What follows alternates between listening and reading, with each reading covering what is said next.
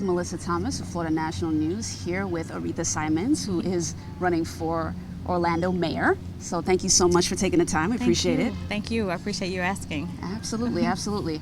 So I want to start going back a little bit. You're multi-hyphenate, multi-passionate. You have your skill set is very diverse. So between the military experience, you were in the Navy. You were also a military police. Also served as military police. Yes. Then you were in the culinary area for a while. Lots of hats. Yes. Right. Yes. And then of course now you have a company that helps nonprofits with their paperwork and everything. Yes. So what first got you involved in politics? Like what pushed you in that direction? Well, I think, we're all involved in politics. We just don't realize to what extent. For this level, for me, just seeing what's going on in our community, helping all the different nonprofits, you really are involved in the politics. I find that while I'm helping the nonprofits start, they have to deal with a lot of politics. You can't give to this nonprofit because they're a religious organization. You can't do that, because of politics. You can't do this because of the law. And not only that, in the military, that's, working in government, you learn a lot in politics. So politics has affected my life since the day I was born. Wow. So, and really all of our lives. So for me, it's just every day seeing what happens and working with businesses and working in the community that's really got me passionate about politics. I don't want to use the word politics right. either. I want to say people and helping people, because that's really what it's all about. Right, absolutely. Yeah. And obviously you're no stranger to campaigning. You've run for city commission before. Yes. What lessons have you learned from your previous campaigns that you're now able to bring into this one?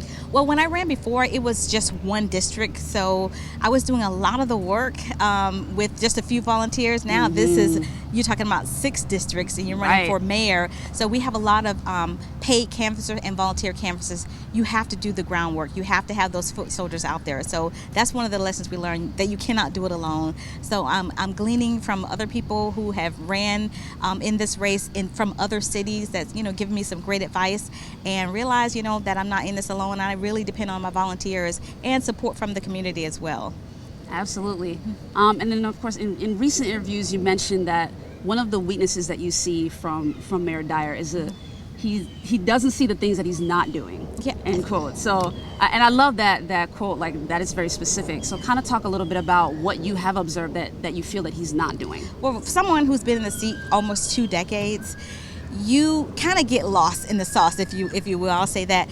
You're used to doing the same thing over and over, and you're used to doing what work. And now, because we're doing a lot of construction, he's playing to the people who are building, or the construction workers, the investors, and missing out on what's important to the small people, the everyday working people. And that's what really is the heart of the community. The working class is the heart of the community. From transportation to housing to jobs, we're not making enough money here in this city. And so he sits on so many boards where he can have influence on people to say, hey, look, our people are not making enough. This is on the the airport board, Links board, the OUC. There's so many board of directors seats that he holds that he can have a voice for us. But I don't think he's using his power the way it should be used. And on that note, kind of on the affordable housing note, one conversation that we've also observed is that there is so much development happening, but the folks that live in those neighborhoods, they're lower income and can't necessarily afford to move into those housing units. One solution that was proposed was to bring more higher paying jobs to the city to facilitate that. But as mayor, what would your solution be? What would you propose? That is a good solution, to bring high paying jobs. But as soon as you bring those high paying jobs, a lot of people from outside of Orlando are going to be commuting here, taking those jobs, when we need people who are here, the tourist industry, to raise their rates, to raise their pay, their income levels for their employees, because that's really the heart of the community. Tourism is what drives our city. So we need them to raise their the income levels for our workers. That's really the real solution here. And in order to do that, how would you propose to make that happen? Would you be forming coalitions? Would you basically be having roundtables and meetings? How would you go about that? Absolutely. I think that's why we say our campaign slogan is, you need a new voice. We need a new voice to speak to the stakeholders, the people that have the power to make those changes. Everybody else is just saying, things are fine the way it is. But if somebody else is in the room and telling them how it's really affecting us, and I think, you think they would know how it affects us. And when I say us, the working class, but a lot of times people don't know what they don't know. So in terms of, let's picture you as mayor. Mm-hmm. You've got, your city council. Mm-hmm. What solutions do you propose in terms of working with them? How would your dynamic be in working with the other council members? What would your relationship be with them? I hope our relationship will be good. I mean, I know having a new mayor, but we're getting other new seats too. District 6 is definitely getting a new seat. District 4 and District 2 possibly will get a new seat. So we may have a whole new city council. So the dynamics should be pretty good.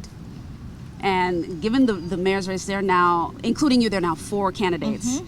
So this is, of course, the age-old $1,000,000 question, right? Like, what makes you the best candidate among the 4?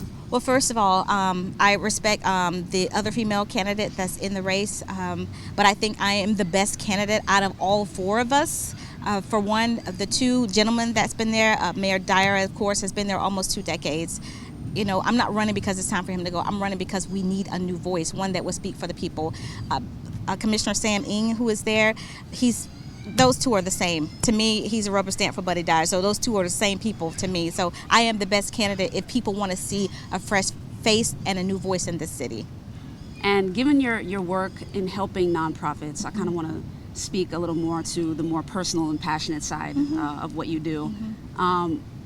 Does that drive you in terms of running for mayor, that sort of community mindedness in terms of helping nonprofits and fueling their causes? It's one of the things because I've seen what they do and they really make a difference in this community. They're helping with a lot of social and economic needs in our community. And then me being able to be a grant writer and bring in millions of dollars to help with those problems. I have used the government funding to solve a lot of our problems. And so that's one of the things I want to do is when I become mayor, create a whole grant management team that will focus on bringing in private, nonprofit, and government workers in to look for those grants and to make sure when the grant funding becomes available and the RFPs open, that we can apply for those funding and just tackle the issues that we have. The government can't solve all our problems. Right. It's the community that's really doing the work. So yes, that's what I'm passionate about. It's making sure that we continue to do the work in the community and helping those nonprofits who are really not just taking up the slack, but who's going above and beyond of what government can do. And then on the funding front, one of the ideological things that folks kind of look for as like a sticking point would be taxes. So is that something that you would do in terms of bringing in funds to the city? Would you be taxing anyone? There's no reason to be raising taxes. There's no reason to raise taxes, not even for transportation. I've seen grants for $400 million that we did not apply for and we were well qualified for. I don't know why they didn't apply for it. You can ask the current city administration, but we did not apply for those grants, and that's what I want to make sure that we use the government funding that's been appropriated for us. We just have to apply for it. And then again, I have ideas for the private sector too, how they can help, the hotel industry, they can help with our situation, because everybody in the world knows about Orlando. We have the money here. Why are we having these problems? Absolutely. So no, raising taxes would not be one of the things that I want to do. And then on the county relationship with the city, what would you propose in terms of working with the broader Orange County, the Orange County Board of Commissioners to accomplish your goals that you want to see in the city? Well, we definitely have to get together and work and have a conversation about those things, because I think, like, again, I bring a skill set that I know how to apply for the funding, and so I will bring a team in to apply for that funding. And every county government and city, they have grant writers, but just not enough. So again, I want to bring in the private sector and the nonprofit sector grant writers in to help. And we have to have those conversations on what we can do together for the city, because the city and Orange County government do work hand in hand to solve a lot of our problems. So that's a conversation I would have to have with them. Absolutely. And June is coming up. We're winding down the end of May, and of course the Pulse anniversary is coming up. So for our audience, give us your thoughts on what the anniversary of that incident means to you, and how you've personally seen Orlando grow and unify as a result of the incident. Oh, definitely. I have actually 2 volunteers on my campaign that were in Pulse. One was shot 6 times, and the other one, he was injured as well. So it's very near and dear to my heart, because I get to hear them tell their stories over and over and over again. I understand what stress and trauma that may bring to people. You're talking about post-traumatic stress disorder, a lot of other mental health issues. So having this become the anniversary, I hope that people will take a second look at the mental health issues in our city when it comes to people with gun violence, and then people who suffer in the pulse. And just not only the people who suffered, who made it out, their families and their extended families and their friends. We all need to come together and continue to talk about how we can bring solutions to, gun control and then mental health issues in our city.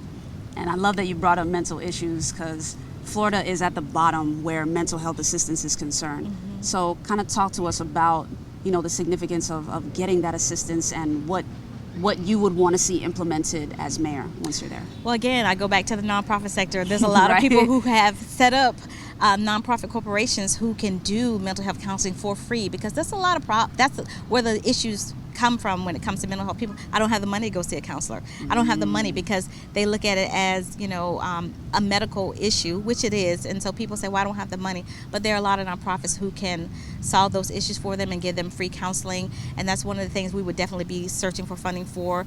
That's one of our top priorities, to search for funding for that. And then we're coming down to the last few questions. Okay. As a former, military police, Yes. I wanted to ask you about law enforcement and your thoughts on law enforcement, especially as an African American. Yes. Speak to what your relationship would be with law enforcement as mayor, especially coming from our community and knowing the issues that's going on between, the African American community or communities of color in general, and law enforcement. Well, I understand both sides. I understand what it feels like to leave your home and not knowing if you're going to come back. Mm-hmm. Your children even worried about you not knowing if you're going to come back home when you leave your home. And I understand what it means to protect a civilian and military personnel. But on the flip side, being African American, I understand how some African American feel like they're being targeted. And so when it comes to that issue, if there's a police officer who is out of line, I will definitely make sure they are held accountable to the fullest extent of the law, because it's really time out for police officers who take the law in their own hand and abuse their power that they have. Absolutely. And then my last question is, what is the impact that you want to have on the city of Orlando once you become mayor? Wow. Well, first of all, once I become mayor, this will be a historical, event. The first African-American military veteran, the first African-American female to hold the office, and then also the second female to ever hold the office. So I think that I'm hoping that it will bring more unity in the community, that we work together. And I know that's a cliche, unity in the community. It sounds, like it matches, but I'm saying that those who have the talent, the skills, and ability, and then those who have the money will come together and let's solve these problems. Because, again, no one should be suffering the way they are here in Orlando if the whole world knows about us. Very true. And then just let our audience know if there's anything that you want to share with us that perhaps I didn't ask. Okay. So go ahead. Yes. I want you to come and join our team. Go to my website. You can find me at arethaformayor.com on the website. Donate to my campaign. If you believe that you want to be a part and support this movement, go to my website and donate, arethaformayor.com. Follow us on social media, on Twitter, Aretha Simons, on Instagram and Facebook. And then the most important thing I want to ask you to do, which is the only thing that you can do if you're eligible, is to vote for me.